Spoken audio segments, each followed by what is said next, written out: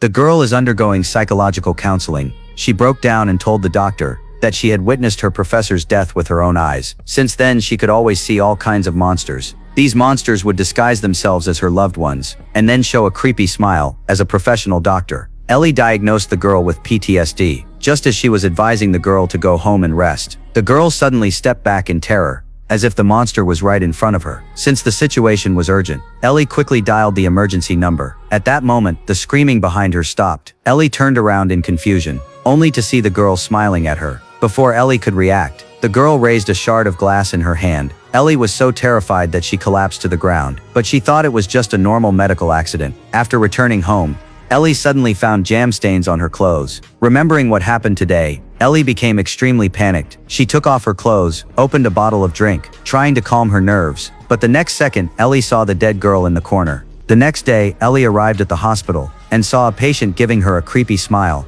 Even more terrifying, the patient's smile looked exactly like the girl's. Worried that yesterday's tragedy would repeat itself, Ellie tried to comfort the patient, but as soon as she entered the room, the patient stood up. With that same eerie smile, he slowly approached Ellie. Ellie was terrified. She quickly called for help, but when the doctors rushed in, they found the patient peacefully sleeping. Ellie was shocked. Had she started hallucinating to restore her mental health? Ellie returned home, but the strange events didn't stop. That night, Ellie was drinking water when the alarm suddenly went off loudly. Ellie was frightened. Since the alarm was connected to the police, she quickly received a call from the police. Are you alone in the house, ma'am? Yes. Are you sure? What? Are you sure you haven't let something inside, Rose? Look behind you.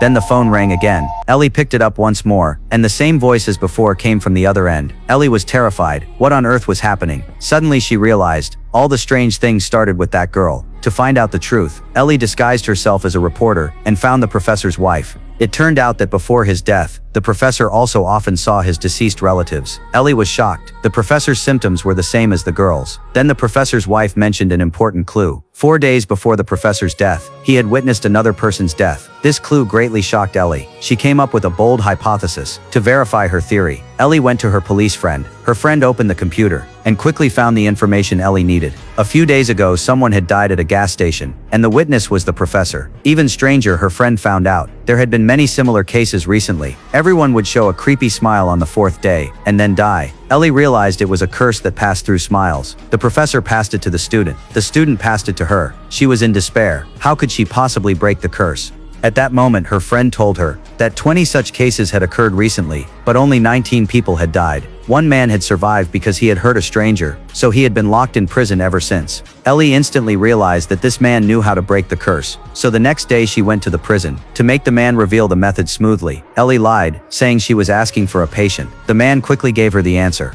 As long as there was a bystander nearby, she had to harm another person right in front of them. I can't kill someone!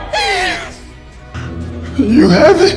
You're not giving it back to me. Get out of here! Get out of here! Ellie didn't bother calming the agitated man, because this was her 3rd day under the curse. She only had 1 day left to break the curse. Ellie went to the hospital. She hid a knife in her sleeve, then entered a patient's room. The patient seemed to know Ellie's intent. He cowered in the corner in fear. Just then, another doctor entered. Seeing this scene, Ellie was delighted. The bystander, the victim, and the killer were all present. Ellie pulled out the knife, but the next second she woke up from the nightmare. Ellie was furious. It was already the 4th day, but she didn't want to hurt anyone. Only by staying away from people could she end the smiling curse. So Ellie went alone to her old home, but as soon as she entered the room, she heard someone crying. Ellie walked over curiously and saw her deceased mother. Though Ellie deeply missed her, she knew everything before her was an illusion. Sure enough, the next second her mother turned into a monster. Frightened Ellie immediately grabbed a kerosene lamp and threw it at the creature. The monster quickly burst into flames. Hearing its screams, Ellie quickly opened the door and ran out.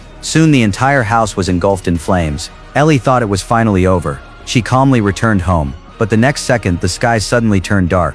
Then Ellie realized she was still in her old house. It turned out everything earlier had been an illusion. Ellie hadn't defeated the monster. Just then her friend found her. To avoid involving him, Ellie locked the door tightly, but it was all part of the monster's trick. It had been waiting for Ellie inside. Hearing the screams from inside, her friend panicked. He kicked the door open with all his strength, only to see Ellie smiling eerily at him.